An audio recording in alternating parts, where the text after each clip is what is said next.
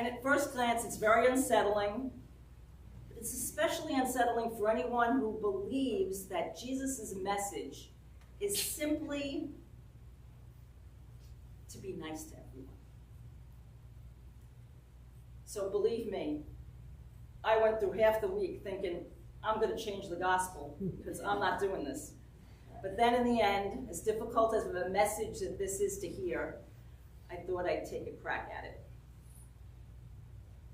Bear with me.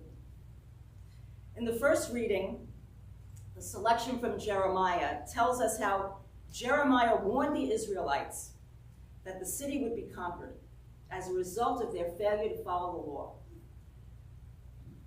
For delivering this unpopular message, he was punished and barely escaped with his life. And then in today's gospel, Jesus, having fundamentally reinterpreted the law, warns that following him will lead to division, and families will be divided against each other. You have to remember that for the early Christians, following Christ meant changing one's ethnic and religious identity. For changing their way of life, Jewish Christians would no longer be united with their Jewish brothers and sisters. The Romans and the Greeks had to give up identification with their own people and their religious practices, sometimes at risk of life and livelihood, and often they risked separation from their family. So this was an issue that was going on at the time that the Gospel of Luke was written. But Jesus doesn't set out to cause conflict, but so radical is his message that it inevitably does cause division in certain situations and relationships. The gospel message is a call for transformation, a conversion, to becoming a new creation. It means shedding the skin of our former selves and our former way of living. So let's face it, that's bound to cause all sorts of trouble.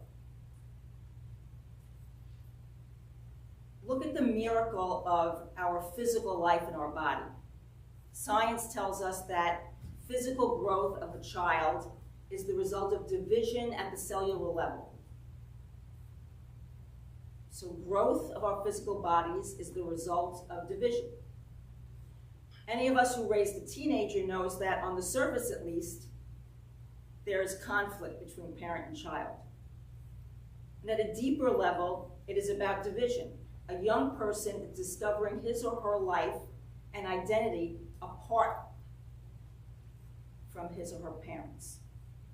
It may not be fun, but it's absolutely necessary for the child and for the parent. So just as division offers physical and emotional growth, so it offers spiritual growth. Jesus is calling us to grow up, and that includes the division that makes growth possible in our spiritual maturity. My Franciscan brother, Richard Rohr, in his book, Falling Upward, says that these verses are really not as harsh as they first appear. Many people are kept from spiritual maturity due to old ways of thinking. Notice in the gospel, the division in the families that Jesus mentions is not husband-wife, brother-sister. It's always old and new, mother-daughter, father-son. So spiritual maturity comes from moving outside of an old way of thinking, dividing from a division that comes from an old way of thinking. Look at Moses and St. Francis and the Buddha and their necessary moving out of the comfort and protection of their families and all those family relationships to become who God meant them to be. This doesn't mean that our families are in any way bad for us. Parents tend, in loving their children, to always want to protect them from hurts and unpleasantness. And those things are required for growth and maturity. So Jesus is comparing this physical and emotional maturing to our spiritual maturing. Jesus wants us to grow into the fullness of life and holiness. And regardless of our age, we are always in the process of growing up. And growing up is difficult and painful work. And division is a way of life and growth.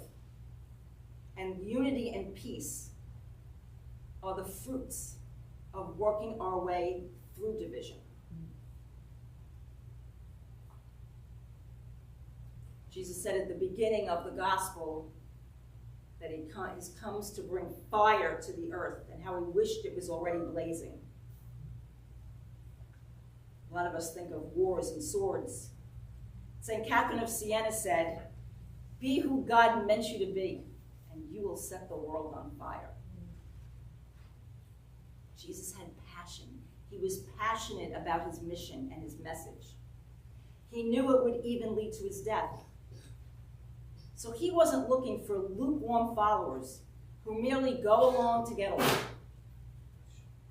to appease those who rejected the message. He wanted disciples who would share his passion and live his kingdom, this way of being, and live it with passion, with all its possibilities and all its hardships. Peace isn't about everyone being nice all the time. There will always be disagreement and division. The overcoming of those things is what brings peace, brings unity. Unity is something you have to work at. It doesn't just happen. So overcoming division brings peace, not avoiding it. Sometimes you have to say what needs to be said, even if it's difficult, and then work together to move beyond it. That is the work of the Holy Spirit. Good people will disagree with, disappoint, and hurt one another. It's a necessary part of life.